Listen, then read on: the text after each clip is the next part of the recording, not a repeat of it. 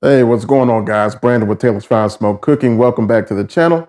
Appreciate you guys being with me today. I know I've been gone for a little while. I've been extremely busy, so I had a little bit of a sabbatical. My daughter's playing ball, busy with the business.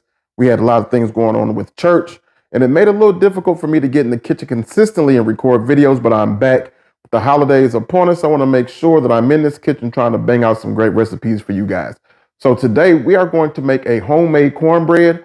Now, I am one of the ones, I love Jiffy cornbread. There are a lot of people who says Jiffy's not real cornbread. I'm not one of them. But I'm going to make a homemade cornbread for you guys today because I like that too. You guys stay tuned. We're going to get into these ingredients and it's not going to take long at all. We'll be right back. All right, y'all. So in this bowl, I have 2 cups of flour or my baking mix and 1.5 cups of cornmeal.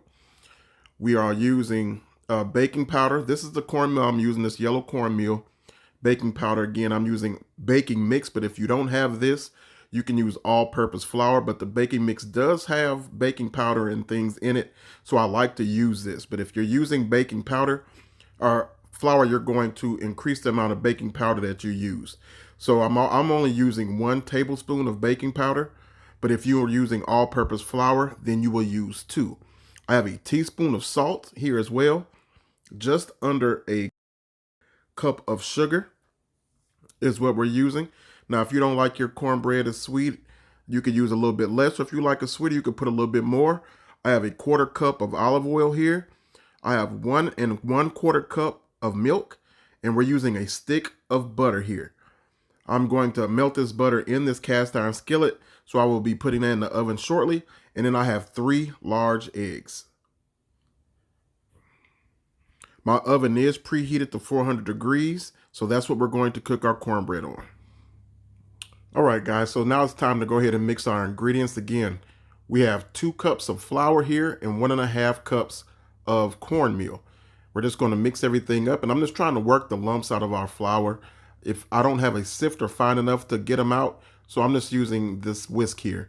And all you have to do is just keep whisking it around and trying to just get those little bitty fine lumps out of there. You don't want the lumps in your cornbread because sometimes they will not cook out.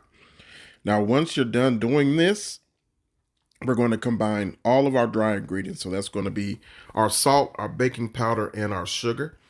My cast iron skillet is in the oven right now, melting the butter and getting preheated.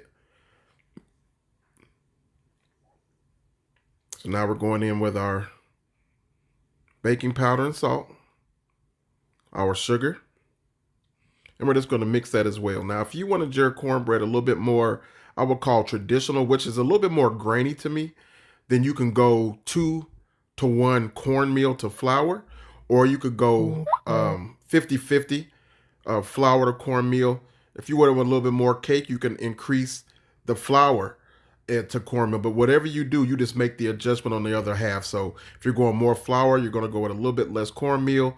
You're going to go more cornmeal, a little bit less flour, and so on and so forth. But this is like the perfect ratio to me. Now we're going to go ahead on and add in our olive oil. Again, this is 1/4 cup of olive oil. We're going to put in our 3 large eggs. Let's going to whisk them up just a little bit before we add them to the mix.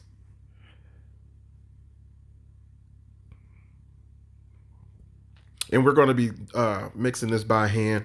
You don't need a hand mix or anything for that. If you wanted to, or if you have weak hands or a little bit harder for you to stir, then you're more than welcome to, but it's definitely able to be mixed by spoon and by hand.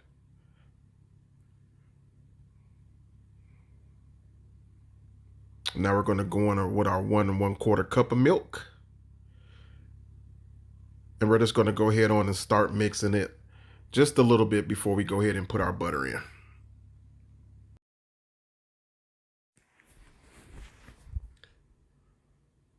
All right, guys, so we've got our preheated skillet and melted butter out of our oven. And what I want to do, I just want to slosh the butter around in our skillet a little bit just to oil it up real good. And we're going to put our butter directly into our cornbread batter.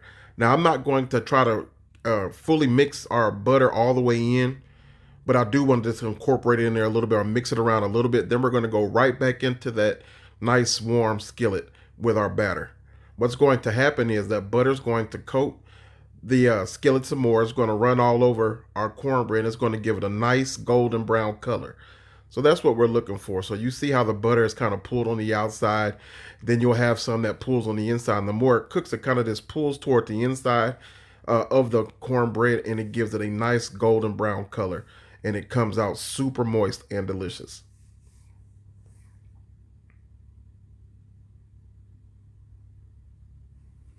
This cornbread is perfect for just eating by itself with a pot of beans or some chili. Or, you know, when you're done with it, you don't eat it all. You can freeze it and then make your dressing for Thanksgiving with it as well. So we're just going to go off into that 400-degree oven until it's nice and golden brown. All right, guys, it's done. It took about 35 minutes in my oven. Remember, all ovens are different. So you want to make sure that the top is nice and golden brown, and that if you can pull a toothpick out of the center, clean. Just look at that. Look how pretty and golden brown that thing looks like. This is going to be good. Real good. And there you have it. Perfectly cooked cornbread. Like I said, I think it's one of the best recipes out. But you give it a try. Don't take my word for it. Now, if you want, you could add in some, smear some butter on top, or you can melt down some butter and honey and have you a nice honey butter glaze on top. But we're going to eat this thing just like it is, because it's just that good. Crack this thing open real quick. Now, we're just looking for a nice, moist piece of cornbread.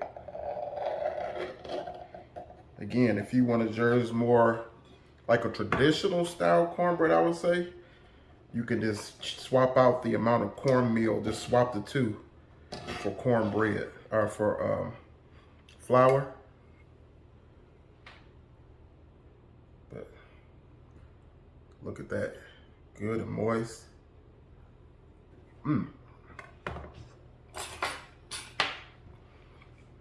Look at that, y'all. Perfect, moist. Like just the perfect amount of sweetness, but not overly sweet. This thing here.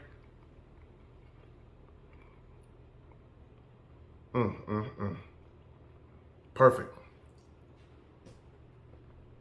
You guys are looking for a good cornbread recipe, get us with a shot. Make sure to like, comment, subscribe. Hit that notification bell. Till the next time, y'all. We'll see you around.